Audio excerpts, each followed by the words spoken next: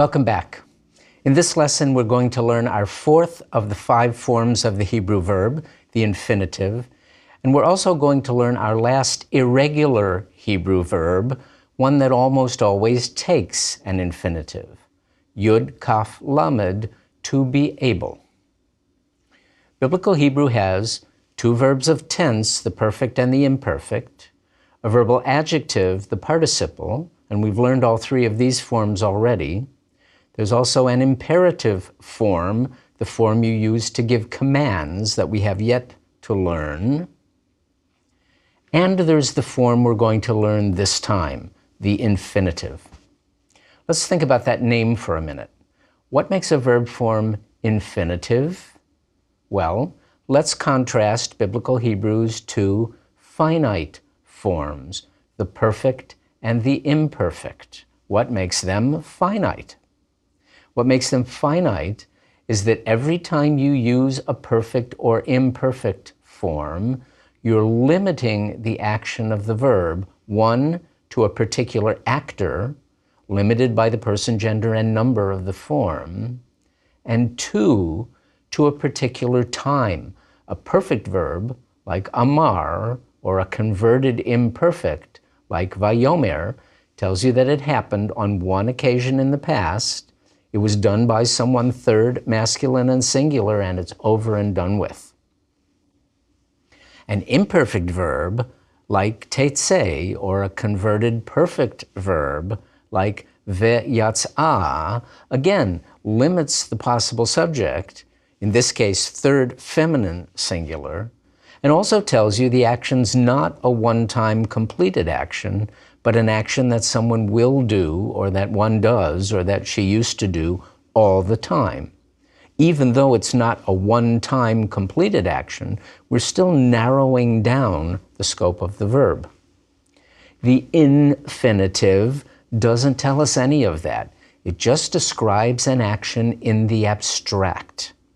Ecclesiastes says, there's a time to rend and a time to mend. Doesn't say anything about who does it when, just about the activity of tearing something and of sewing it back. That's what the infinitive is for, to just describe the action of the verb. Now, I just used 2 different English forms. First, to rend and to mend. We would call those infinitives. That's how you can split an infinitive, to not mend. But then I said tearing and sewing.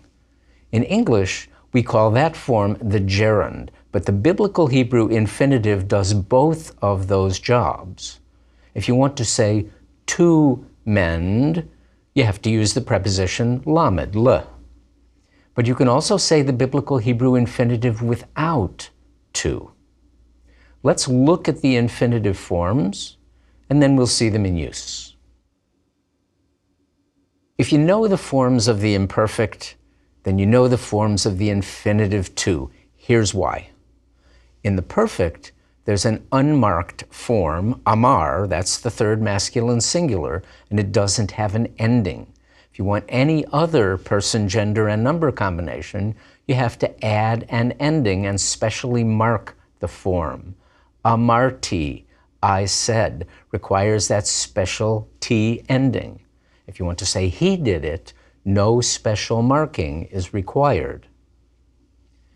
But in the imperfect, all the forms are marked. Eshmor with an aleph, I will keep. Yishmor with a yud, he will keep. Because the unmarked form of the imperfect is the infinitive. With a strong verb in the kal, all you have to do is replace the prefix letter with a lamed, and you get the infinitive. Yishmor, he will keep. Lishmor, to keep. And drop the lamed to get shmor, keeping. That shmor form is the real Biblical Hebrew infinitive. The lamed is the preposition to, to. We always use to with the infinitive in English, but in Biblical Hebrew you can use le or be or ke or no preposition at all. I'm going to run quickly through a chart listing the different kinds of infinitive forms, including the weak verbs that we've learned in the last few lessons. I don't expect you to learn them all as I recite them to you, but you'll find a copy of the chart in the course guidebook. And you'll also know that you can come back to this point and step through the lesson at a slower pace. If you want to do that right away, of course, it's up to you. And obviously, if you really can learn them as quickly as I say them, that would be great. But all I intend to do right now is just show you the forms and then turn to Ecclesiastes 3, the mother lode of the Hebrew infinitive, so we can see them in their natural habitat. First, the chart. The technical name for this form is the infinitive construct. We'll talk about why another time. And even though the list of all these different forms looks like it is a mile long, there are really just a few different patterns. For a strong verb, as we've said, you simply replace the prefix letter of the basic imperfect form with a lamed, or drop it entirely.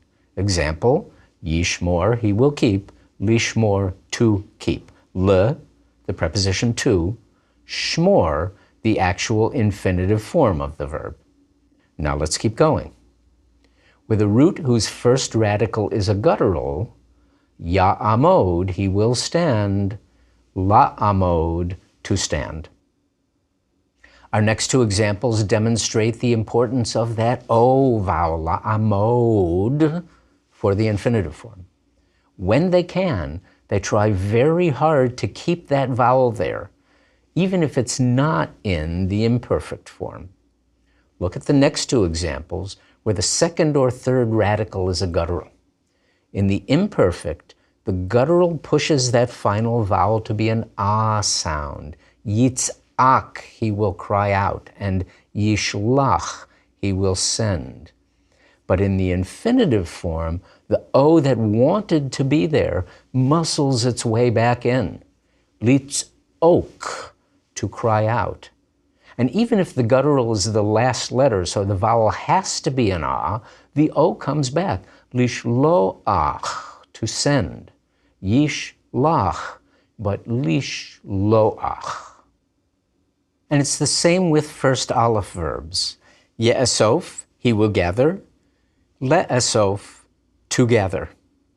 And even with our special category of first aleph verbs, like yochal, he will eat, the infinitive is le'echol, to eat, just like le'esof, to gather. Roots that end in aleph, treated as a guttural, and have ah in the imperfect, like yimtza, he will find, but the infinitive, to find, is limtso. Again, that O sound comes back. Here's a special one to note. Yivneh, he will build, but livnot, to build. Reminder, you don't have to make these forms. You just have to recognize them.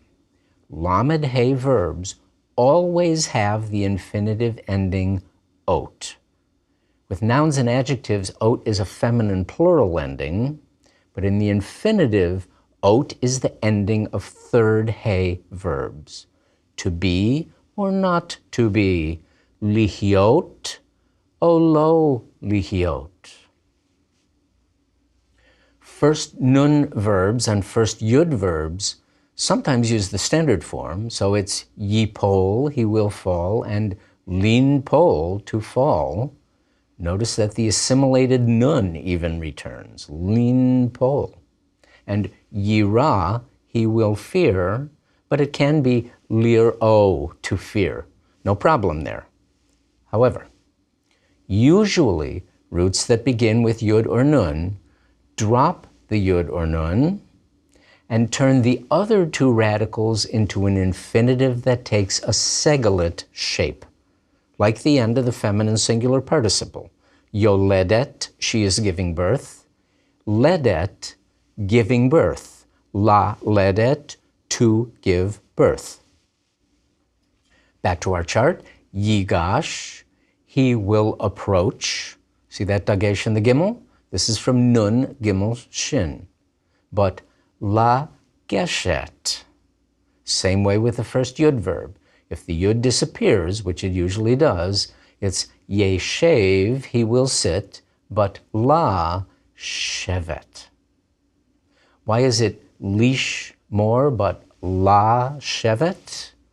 Just like any other word, it's totally dependent on what you're attaching the lamed preposition to. The first vowel of shmor is a shva. The vowel of the l preposition is also a shva, and you can't have two shvas at the beginning of a word. When you do, the first one usually changes to a chirek, lishmor. With amod, that a is a compound shva, so the vowel under the lamed will match it with a patach, la amod.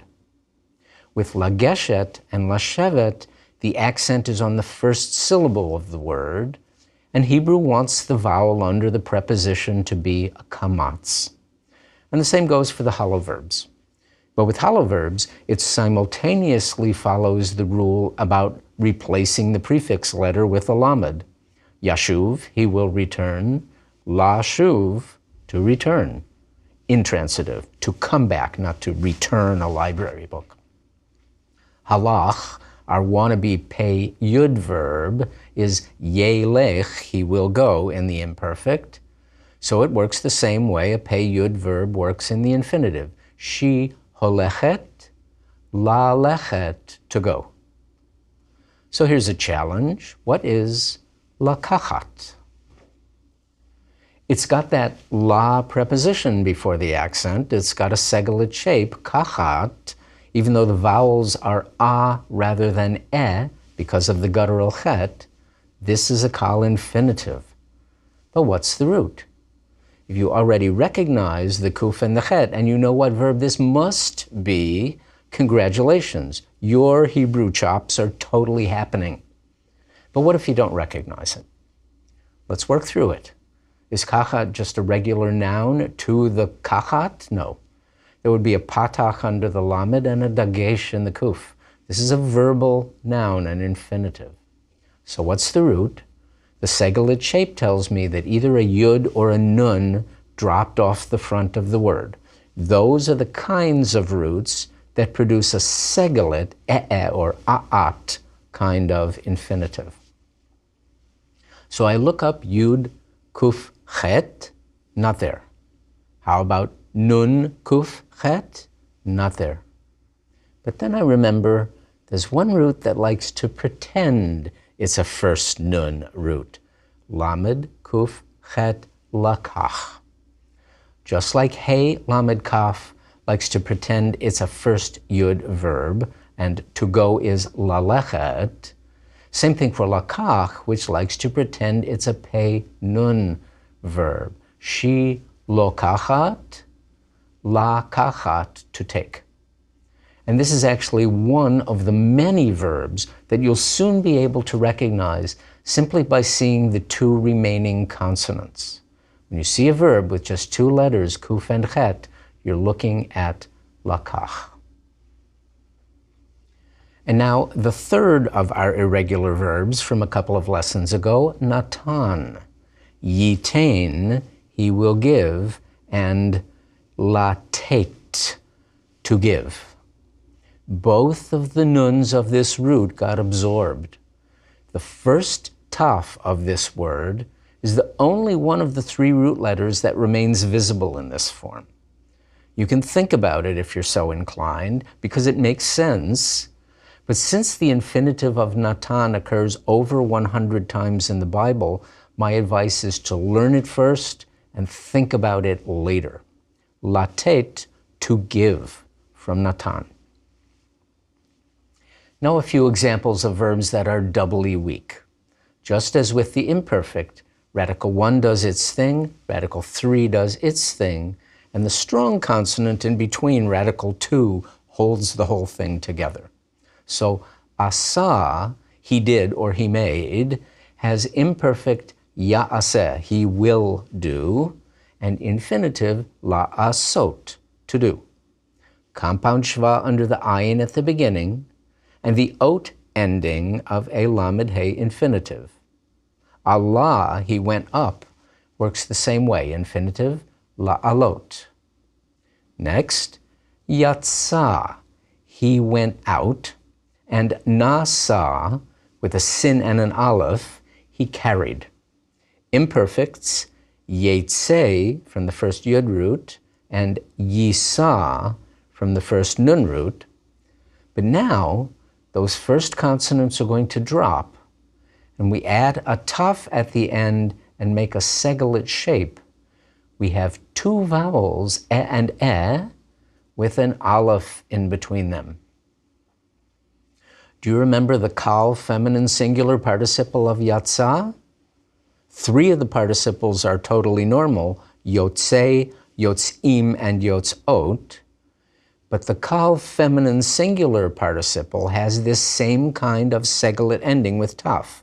Nofel, nofelet, holech, holechet, shomer, shomeret, but yotze, yotzeit.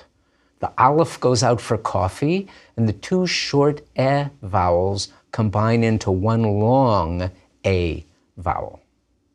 And for the infinitive, drop that first syllable, la, tseit. And the same thing also happens with nasa.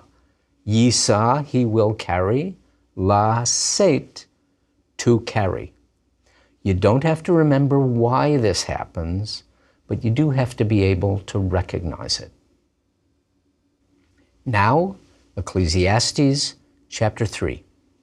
And first, we must learn the word 8. 8 with an ayin, not an aleph. This is the biblical word for time, not a time, like how many times something happens. That's pa'am, remember, sheva pe'amim, or once in a while regel, but a moment in time. Time for dinner, that's 8. And Ecclesiastes 3, verses 2 through 8, has a catalog of times. You may have heard the song based on this chapter, with words from the King James Bible and music by Pete Seeger. If you haven't, Google Turn, Turn, Turn. It's a great song. And the end of the catalog uses 2 construct phrases, et milchama ve'et shalom, a time for war and a time for peace. You might want to say a time of peace or war, but don't be frozen into the word of for every phrase and construct. This catalog is telling us there are certain times for certain things. So a time for war and a time for peace is the best translation here for et milchama ve'et shalom. But all the previous lines in the list use the infinitive. They're telling us about a time to do one thing or the other. Let's look at them, and let's try to use the skills we went through a few minutes ago to figure out the roots of all these verbs. Okay, let's get started. First, et laledet ve'et lamut. Ledet of laledet would have to be either yud lamed dalet or nun lamed dalet, but we spoke about this root a moment ago. Yud lamed dalet, to give birth. We've actually seen this root in action in Genesis 4:1. Vatahar vateled et Cain. She conceived and bore Cain. We've seen lamut, too, to die. So et laledet ve'et lamut means a time to give birth and a time to die. Most Bible translations say a time to be born and a time to die because those are the obvious opposites, and maybe that's what Ecclesiastes meant. But if so, it's a unique case where poetry somehow overrides the standard meaning of the verb. Next, et lata'at ve'et la'akor natua. Lata'at, another segelet shape with an a sound because of the ayin. So this is either yud tet ayin or nun tet ayin. And again, we've seen it. Vayita Adonai Elohim gan be'eden. And the Lord God planted a garden in Eden. So eight lata'at is a time to plant. La'akor is obvious. All three letters of the root are there. Just a matter of making sure you recognize that this is the infinitive form, which you all obviously did, and that it's kal. La'akor, which has that shape because of the compound shva under the ayin, is not a common verb in the Bible, though it is in later Hebrew. It means to hamstring an animal. But here and one other place, it obviously has its later meaning to uproot. And what are we uprooting? Natu'ah.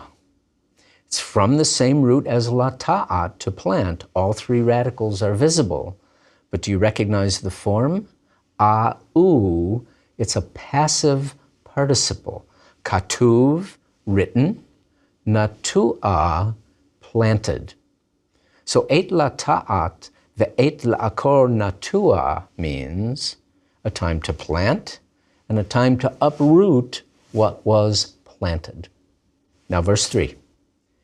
Eight laharog, the eight lirpo. A time to kill and a time to cure or to heal. A rofei, kal active participle, is a healer, a doctor. Eight lifrots, the eight livnot. Lifrots, to break through something or to bust something. As for livnot, that ot ending says it's a lamed hey verb. This is from bana, to build. In the King James translation, a time to break down and a time to build up. Eight livkot, the eight lischok. We saw bocher last time in Exodus 2, from baha, to weep. Eight livkot, a time to cry. And lischok is a variant of litzchok with a tzadi. You remember Isaac is yitzchak, he will laugh. So eight livkot, the eight lischok means a time to weep and a time to laugh. Now look at this. Eight sfod, the eight rekod. No lameds on the scene. These are infinitives in their plain state without any preposition. Sfod, mourning, M-O-U-R-N, to mourn for the dead. And rekod is dancing. Look for it in Psalm 114, where the mountains dance. King James translates a time to mourn and a time to dance, just like in all the other examples, and that's fine. But for us, let's make a translation that responds to the difference from the other phrases we've seen so far. Remember that in English, the infinitive is always to dance, but in Hebrew, the to and the dance can be separated. If you take away the to, that's the l, the lamed preposition, you have not lirkod, but rekod. Not lispod, but sifod. And one way to translate that infinitive without preposition into English is with our form called the gerund. Eight lispod, a time to mourn, but eight sifod, a time for mourning. Eight rekod, a time for dancing. I'm not saying King James was wrong. We're just reflecting the biblical text a little more precisely for the sake of learning the grammar. Let's go on. And this time, we have infinitives with direct objects and an infinitive that's not in the kal, but in a different binyan. Et lehashlich avanim ve'et knos avanim. We haven't studied the Hifil binyan in any depth, but we did look at the infinitive forms back when we were first introduced to the binyanim. To separate was lehavdil. You remember that God created the great lights. Lehavdil, bein hayom uvein halayla. Lehavdil, to separate. Lehashlich means to toss something. And avanim is the plural of even. We saw eitz va even back a long time ago, wood and stone. So eight lehashlich avanim is a time to cast away stones. And 8 knos avanim is a time for gathering stones. Why is it le hashlich but not lichnos? Good question. I don't have the answer. 8 lachavok, ve-8 lirchok mechabek, triple header. We have 3 infinitives here. 1, lachavok, to embrace. 2, lirchok, to be or to get far away. Karov, close. Rachok, far. And 3, chabek, not a kal, not a hifil, but a piel infinitive. Yedaber, yechabek. It's the same root as lachavok, but in piel instead of kal. It's more common for this root to occur in piel than in kal, and 2 of the 3 times it does occur in kal are in Ecclesiastes, but here he's using the piel version too. We don't really know what difference he intended here. But look once again at lachavok, to embrace, and lirchok, me chabek, to go far away from embracing. Not lechabek, but simply me, that's mean, that's from, and then the gerund chabek, embracing. That to of the English infinitive is a separate word that you can put on the Hebrew infinitive, but you don't have to. All right, moving on, verse 6. 8 levakesh, ve-8 le'abed, a time to seek and a time to lose. We saw aleph bet dalet in kal, meaning to perish. It's one of those 5 verbs like achal and amar. But here it's in the piel, lechabek, levakesh, le'abed. And it means to make something perish, that is, to lose it. A time to seek, levakesh, and a time to lose, le'abed. 8 lishmo, ve-8 lehashlich, a time to keep and a time to throw away. Lishmor, strong verb in the kal, enough said. Lehashlich, again, that same hifil infinitive, nothing more we need to say grammatically about it.